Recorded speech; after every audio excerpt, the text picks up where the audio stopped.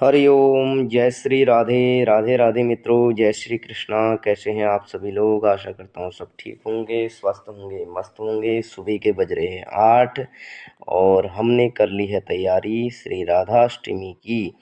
और राधाष्टमी मनाने के लिए हमें जिन जिन सामग्रियों की आवश्यकता थी वह हमने एकत्रित कर ली। सुबह से नहा धो के हम हो गए हैं स्वच्छ और अपने वस्त्र धारण करके हम भगवान भगवती राजराजेश्वरी परमेश्वरी भगवती श्री राधा रानी का पूजन कर रहे हैं। कैसे कर सकते हैं? हम अपने घर में आने वाले 31 तारीख को राधाष्टमी का पूजन आइए जानते हैं मेरे ब्लॉग में। मैं संजय कृष्ण जोशी आपका स्वागत करता हूं। ध्यान से और बड़े ही गौर से इस वीडियो को देखना ना भूलें। आपको वीडियो पसंद आए तो प्लीज़ लाइक कीजिए, शेयर कीजिए, सब्सक्राइब कीजिए।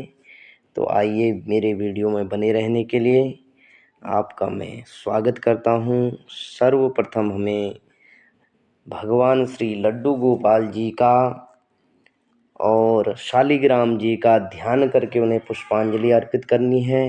फिर सुंदर से स्नान पात्र में स्वास्तिक बनाकर पुष्प आसन देकर भगवान श्री लड्डू गोपाल जी का राधा स्वरूप कभी भगवान लड्डू गोपाल जी में और राधा जी में भेद नहीं करना चाहिए, क्योंकि राधा स्वस्वरूपम कृष्ण कृष्ण स्वस्वरूपम राधा यह कहा जाता है। वेद भी कहते हैं, शास्त्र भी कहते हैं, पुराण भी कहते हैं कि राधा कृष्ण अलग नहीं हैं, वह तत्वतः एक ही हैं। तो इसलिए हम लड्डू गोपाल में श्री राधा जी का पूजन कर रहे हैं। तो सर्वप्रथम हम स्नान करा लेंगे राधा जी को, शालिग्राम जी को। सर्वप्रथम हम शुद्ध जल का स्नान कराएंगे, आचमनीय से स्नान कराएंगे, अर्घ्य से स्नान कराएंगे, पाद्य देंगे भगवान श्री राधा जी को, भगवती राधा जी को। तथा शालिग्राम जी में हम भगवान श्री नारायण जी का पूजन करेंगे।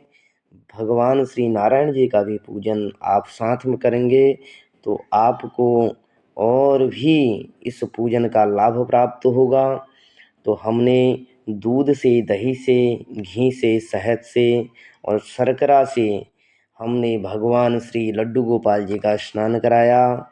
लड्डू गोपाल जी में राधा जी का स्नान कराया और राधा जी को हमने शुद्धोदक स्नान कराया, गंधोदक स्नान कराया, पुष्पोदक स्नान कराया और अंत में हमने तुलसी जल से भगवती श्री राधा रानी को हमने स्नान कराया, क्योंकि माँ भगवती को तुलसी जल का स्नान अति प्रिय है। क्योंकि भगवान की प्रियतमा तुलसी है, इसलिए तुलसी दल का स्नान अवश्य कराना चाहिए।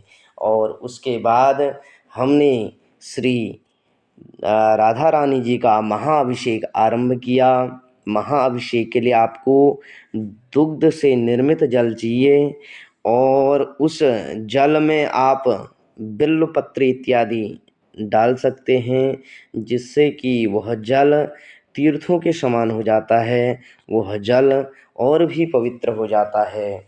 और हमने जब महाअभिषेक आरंभ किया तो हमने राधा रानी के सहस्त्र नामों के उच्चारण तथा सहस्त्र स्तोत्र के द्वारा भगवती का अभिषेक किया।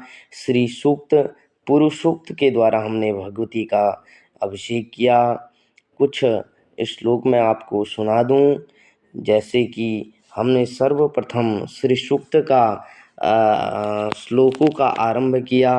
ओम हिरण्यवर्णाम हरणिम स्वर्ण रजतस्रजाम चंद्राम हिरण्यमयम लक्ष्मीं जातवेदो आवह ताम आवह जातवेदो लक्ष्मी मनपगामिनीं यस्यामेय विन्देयं गामश्वं पुरखानहं अश्वपूर्वां रथमध्यमां हस्तिनादं प्रबोधिनीं श्रियं देवीमुपहव्यमे श्रीमां देवी जूखतां कामशोस्मृतां हिरण्यप्रकाराम् आर्द्रां ज्वलन्ती तृप्तां तृपयन्तीं पदमे संस्थितां पद्मवर्णां तामिपो हव्ये श्रियम्।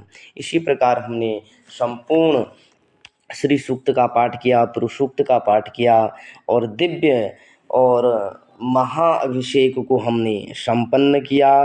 भगवान का जब महाअभिषेक संपन्न हुआ तो हमने पुष्पों से भगवान को प्रक्षालित किया, भगवान के अंगों को पोंछा और उसके बाद हमने एक स्वच्छ निर्मल सा हमने एक वस्त्र लिया और उस वस्त्र से भगवान के सभी अंगों को बड़े ही प्रेम से प्रक्षालित किया, साफ किया, पोंछा और उसके बाद भगवान श्री लड्डू गोपाल जी को हमने राधा का स्वरूप दिया, अर्थात माँ राधा मैया के वस्त्र हमने भगवान श्री लड्डू गोपाल जी को पहनाए और लड्डू गोपाल जी में ही माँ भगवती का आवाहन किया, पूजन किया, प्रार्थना की, अर्चना करी।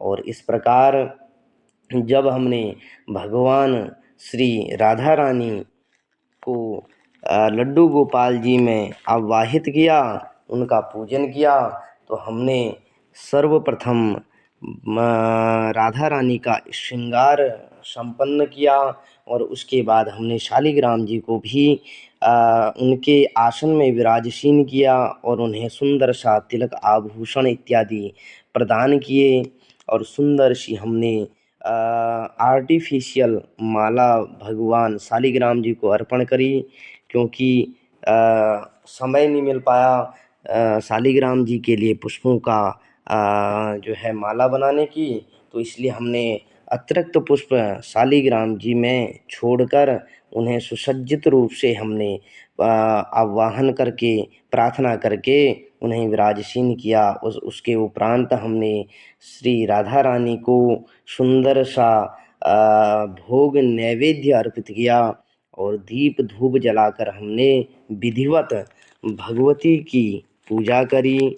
माँ भगवती को तुलसी दल अर्पण करें, राधा रानी को फल अर्पण करें, पुंगी फल तांबूल अर्पण किया और भगवान श्री शालिग्राम जी को भी हमने नैवेद्य आदि अर्पण किए और उसके उपरांत हमने भगवती से प्रार्थना करी कि हे माँ भगवती, यह नैवेद्य इत्यादि जो हमने आपको निवेदित किया, यह आप स्वीकार करें।